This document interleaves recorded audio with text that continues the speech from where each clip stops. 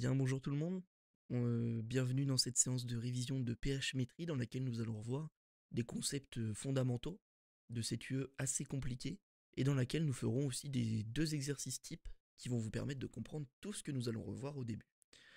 Alors, qu'est-ce que le pH? Le pH, c'est le potentiel hydrogène et c'est une grandeur qui vous permet de déterminer si une solution est plutôt acide ou plutôt basique. Donc, dans les termes, c'est une grandeur qui reflète la proportion d'ions oxonium, et plus il y a d'ions oxonium en solution, plus la solution est acide. Ici, vous voyez un diagramme de pH qui vous permet de comprendre que plus le pH est proche de 0, plus la solution est acide. En revanche, si le pH est plus proche de 14, alors vous êtes dans une solution basique. On vous a remis les définitions. Un acide, c'est une espèce chimique qui va céder des protons H+, et une base, c'est une espèce chimique qui capte des protons H+. Il est important de comprendre que nous, en pH-métrie, on utilise des acides et des bases de Bronsted, donc qui vont échanger des protons. Vous avez sûrement pu voir dans d'autres UE qu'il existe aussi les acides et les bases de Lewis, capables d'échanger des électrons. Passons désormais à la réaction acide-base, qui est l'élément majeur, l'élément central du cours du professeur Vérité. Une réaction acido-basique, c'est une réaction qui a lieu lorsque l'on met en solution un acide et une base. Vous voyez sur cette équation ici que l'acide va libérer son ion H+, pour que la base, ici, B-, le récupère et devienne à son tour un acide. Donc lorsqu'un acide perd un proton H+, celui-ci doit toujours être capté par une base. A l'inverse, lorsqu'une base reçoit un proton H+, il provient forcément d'un acide. On vous a mis un point de rappel ici, concernant les flèches de réaction. Si vous avez un acide ou une base forte dans la réaction, vous aurez une flèche simple. On vous met ici les définitions et les rappels sur ce que sont des espèces fortes et des espèces faibles. Vous avez ici l'acide fort et la base forte qui vont réagir complètement avec l'eau. Lorsque les espèces faibles, donc l'acide faible et la base faible, vont réagir partiellement avec l'eau. À tout acide correspond une base conjuguée, et inversement, vous le voyez ici, on a un acide AH qui va donner sa base conjuguée A-. Et là, vous avez l'acide BH qui va donner sa base conjuguée B-. La base conjuguée d'un acide fort est une base indifférente ou de force nulle. Par exemple, si vous avez du HCl en solution, la base conjuguée du HCl, c'est Cl-. Et Cl-, on ne le prendra jamais en compte lors du calcul du pH, puisque c'est une base de force nulle qui provient d'un acide fort. Et ça marche aussi dans le sens, si vous avez une base forte comme NaOH, eh bien le résultat de la réaction de NaOH avec un acide sera Na+, et Na+, ne rentre pas en compte dans le calcul du pH. Passons désormais au rappel sur la constante d'acidité d'un couple acide-base. Donc, on l'a vu tout à l'heure, lorsqu'un acide va céder son proton, il va former sa base conjuguée. Vous avez l'exemple ici avec CH3COOH qui va devenir du CH3CO- en libérant son ion H+, qui sera capté par une base quelconque. Mais donc le couple acido-basique sera CH3COOH, que l'on note comme ceci, toujours avec la base en premier, l'acide en premier et la base en deuxième. Donc si vous êtes perdu à l'examen, vous pouvez vous reporter sur le couple acido-basique s'il vous est donné pour savoir lequel est l'acide et lequel est la base. Donc chaque couple acido-basique a une constante d'acidité qui lui est propre et qui se calcule par pKa égale moins log de Ka, qui est une formule à retenir. Lorsque le pKa est compris entre 0 et 14, on a un couple acido-basique faible. On vous disait souvent que les espèces fortes n'ont pas de pKa, c'est pas vrai, mais on ne le donne pas, on ne le mentionne pas, puisqu'il est soit en dessous de 0, soit au-dessus de 14 pour les acides et les bases. Un acide faible est d'autant plus fort que son pKa est petit et donc que son Ka est grand. Ça, en exercice, ça peut être intéressant de s'en souvenir si on vous donne 2 pKa pour savoir quel acide sera le plus fort ou quelle base sera la plus forte. Il est important de se rappeler que une base et un acide vont réagir selon une règle qui est que le pKa de l'acide doit être plus bas, plus faible que le pKa de la base. Donc en résumé, un acide fort va réagir avec n'importe quelle base, une base forte va réagir avec n'importe quel acide, deux acides ne peuvent pas réagir ensemble, deux bases ne peuvent pas réagir ensemble. Un acide faible va pouvoir réagir avec une base faible si son pKa est plus petit que celui de la base. Là, vous avez une petite échelle de pH encore qui vous note les pKa des espèces en solution.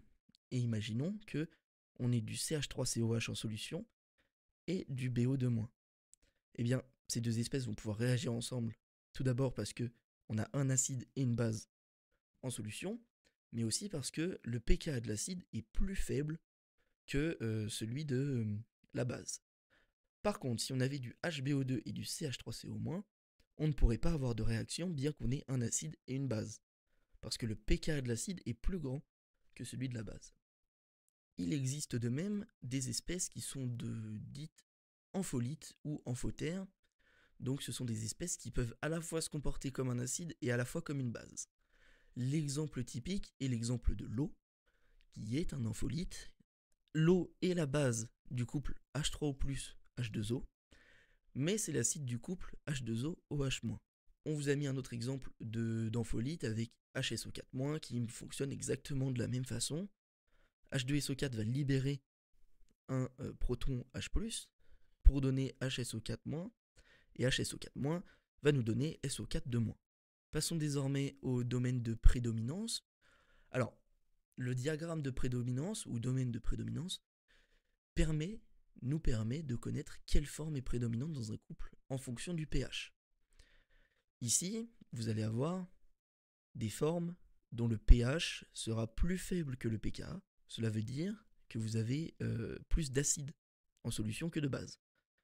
Pareil, de l'autre côté, vous avez plus de base que d'acide puisque le pH augmente.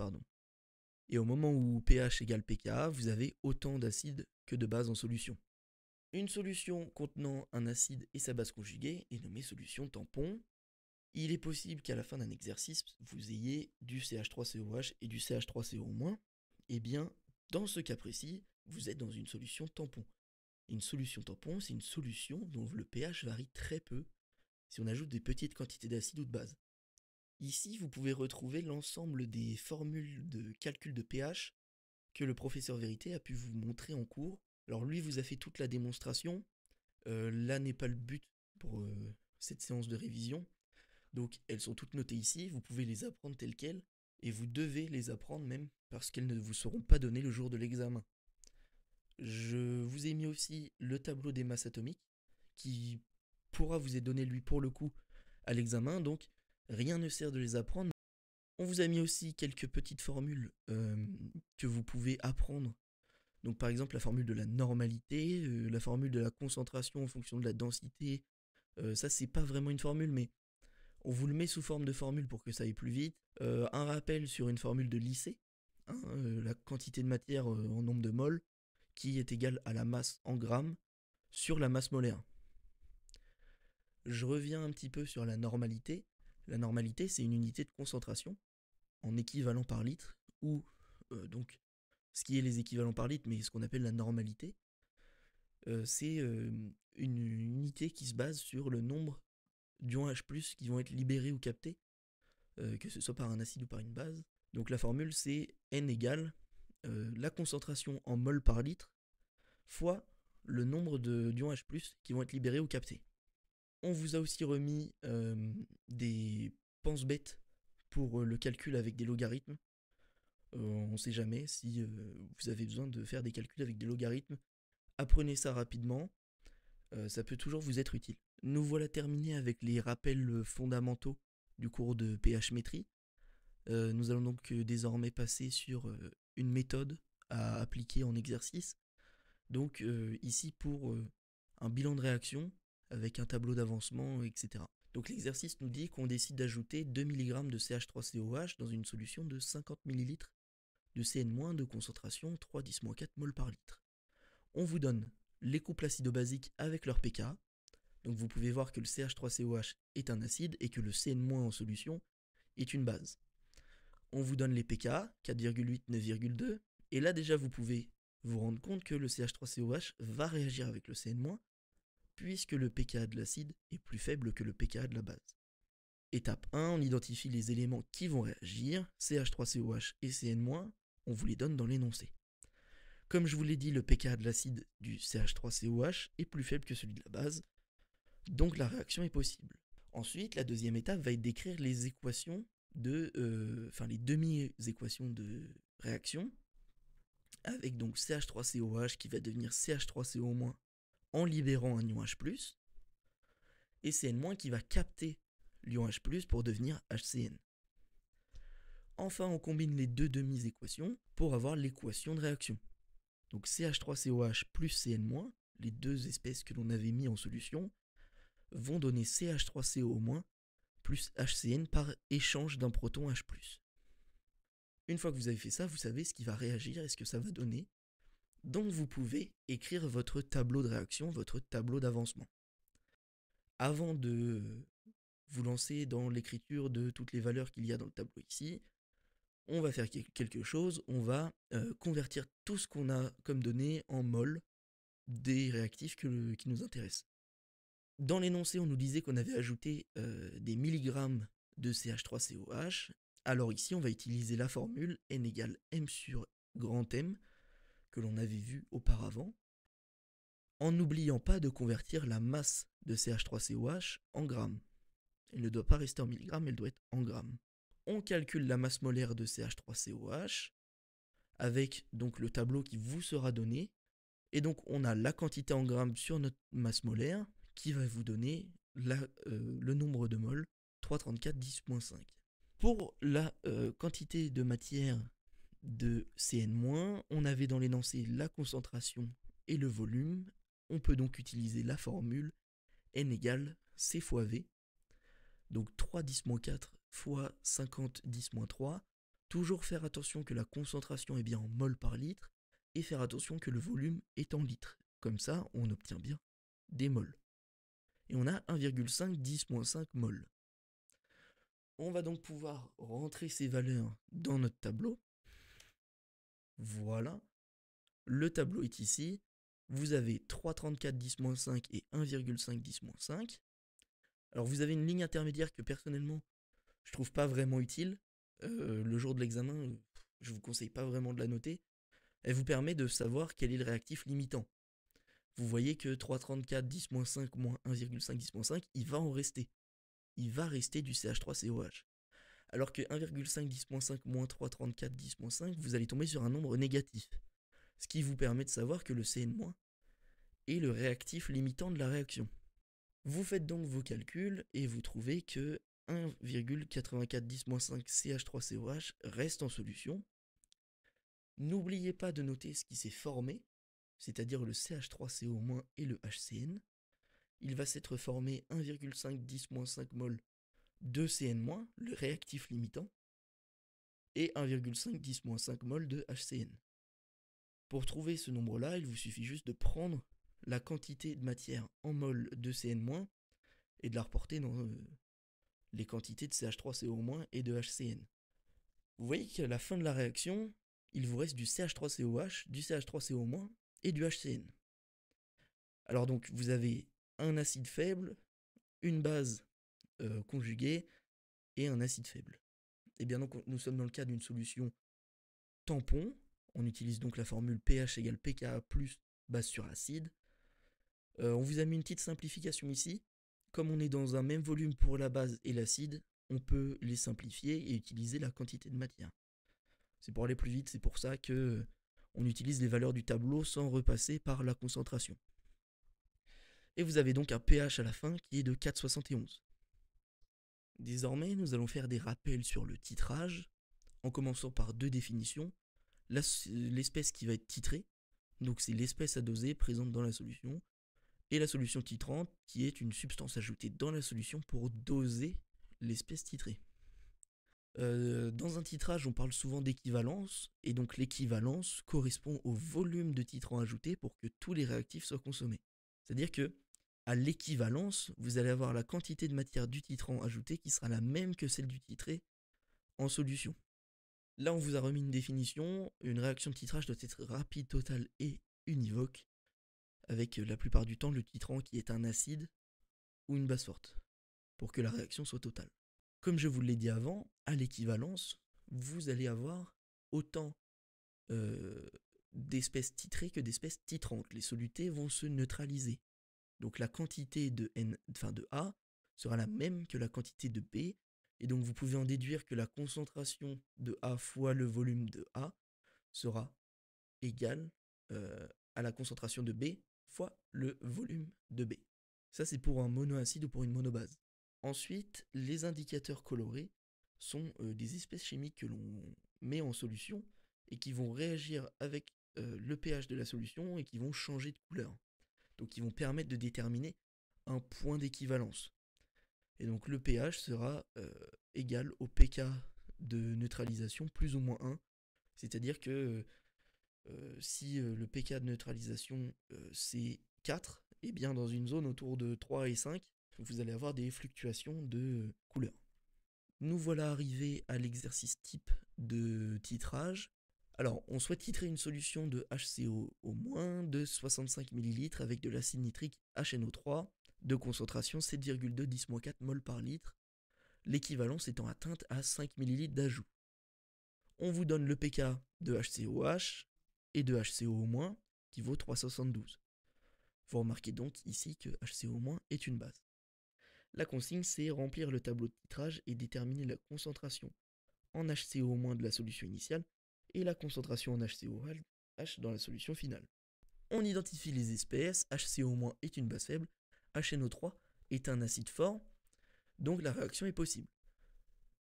Vous allez avoir cette équation de réaction, HCO- plus HNO3 va donner HCOH plus NO3-.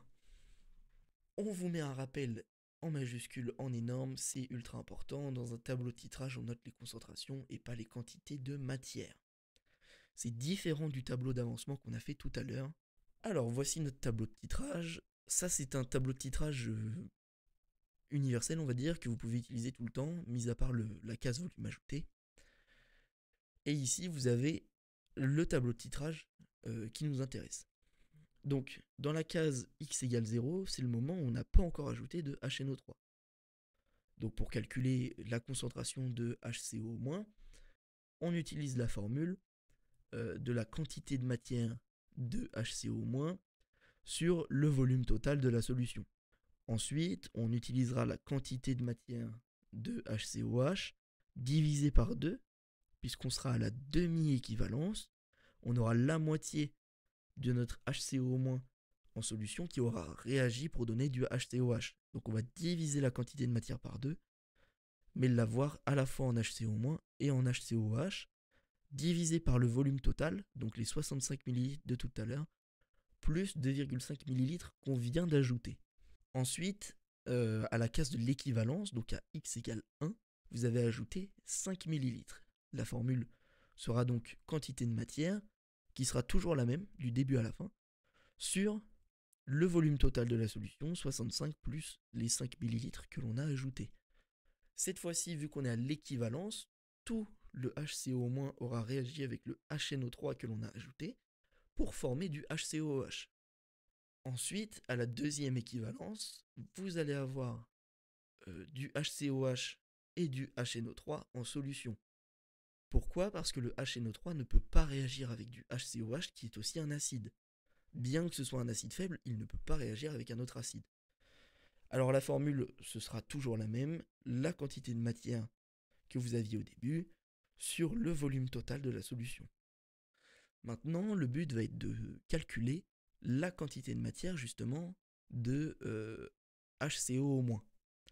Bien, à l'équivalence, comme je vous l'ai dit tout à l'heure, la quantité de matière en HNO3 est équivalente à la quantité de matière de HCO- au début de la solution.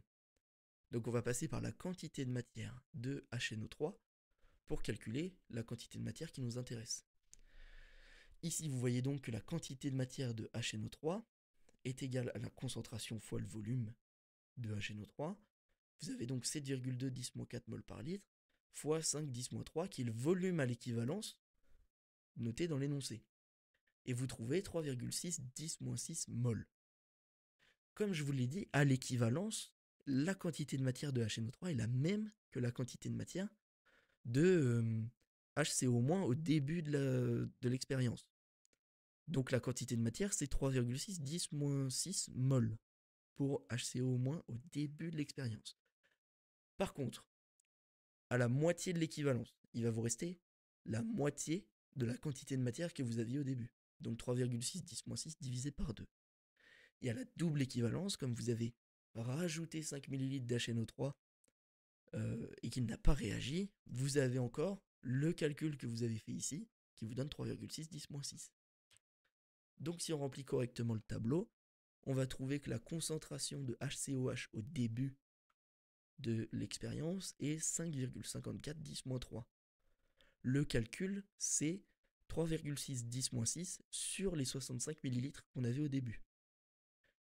Et à la fin, donc dans la solution finale, à la demi-équivalence, la concentration de HCOH, c'est 4,8 10-5 mol par litre, en ayant fait comme calcul 3,6 10-6 mol sur 65 plus 10 ml, qui va vous donner donc normalement ce résultat-là.